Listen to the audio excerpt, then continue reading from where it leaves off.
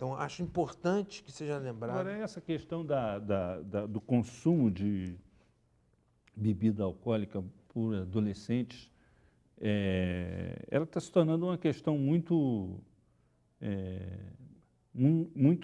grave. Você, na sua experiência de trabalho nessa área, já se tem assim indicadores, números com relação ao fenômeno do alcoolismo entre adolescentes? Bom, em relação a adolescente, o diagnóstico não se pode dar um diagnóstico de alcoolismo para um menor de idade. Então, o diagnóstico é dado em psiquiatria infantil, é transtorno no uso de substância química. Então, aquela criança, aquele jovem apresenta um distúrbio comportamental e, às vezes, mental também, no uso da substância química. O alcoolismo o alcoolismo não é para quem quer, é só para quem pode. Então, precisa de um certo tempo de exposição para que a doença se manifeste. Existe o uso abusivo e existe a dependência. Normalmente, quem chega à dependência passa pelo uso abusivo. Porém, nem todo mundo que manifesta o uso abusivo chega à dependência.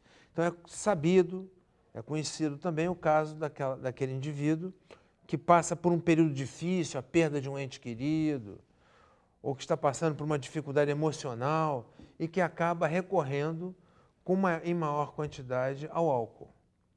Depois de um certo tempo, ele não é um alcoólico, ele é um abusador.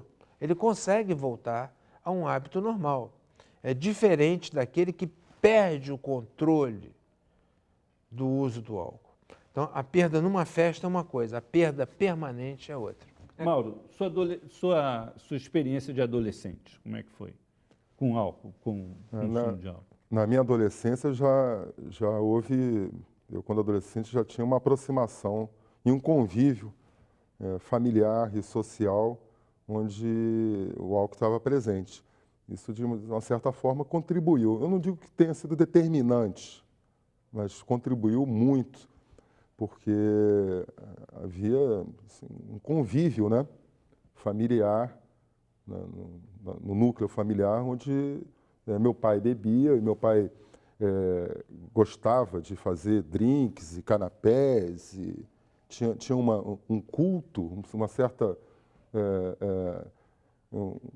uma cerimônia, né, para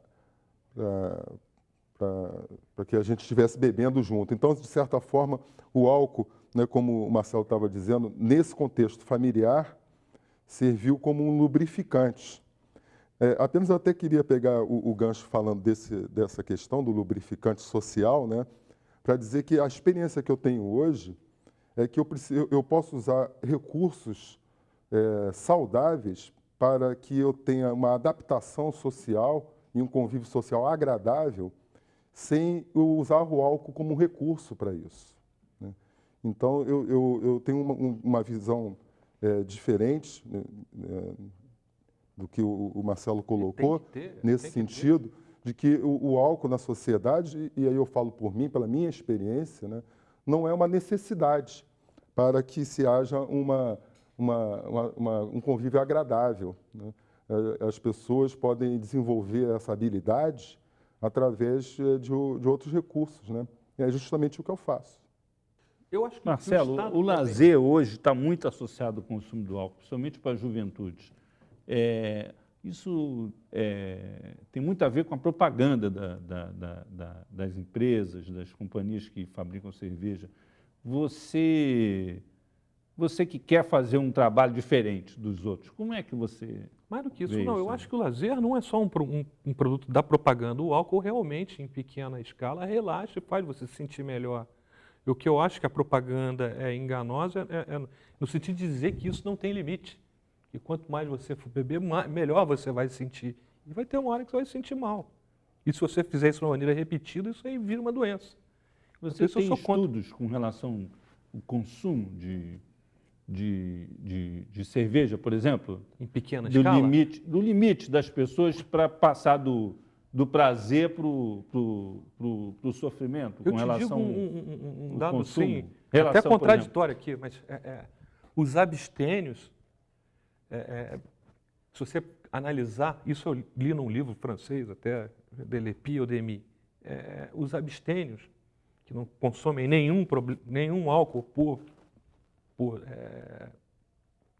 doença ou por convicção religiosa, o que for, se você juntar todas as causas de morte dos abstêmios e todas as causas de morte de quem bebe moderadamente vive mais do que quem não bebe nada. E a gente tem milhares aí de exemplos de gente que chega até 100 anos de idade tomando a sua dosezinha de vinho do Porto ou até de cachaça e tal. Então, eu não acho assim que seja o álcool o vilão. O vilão está dentro de nós.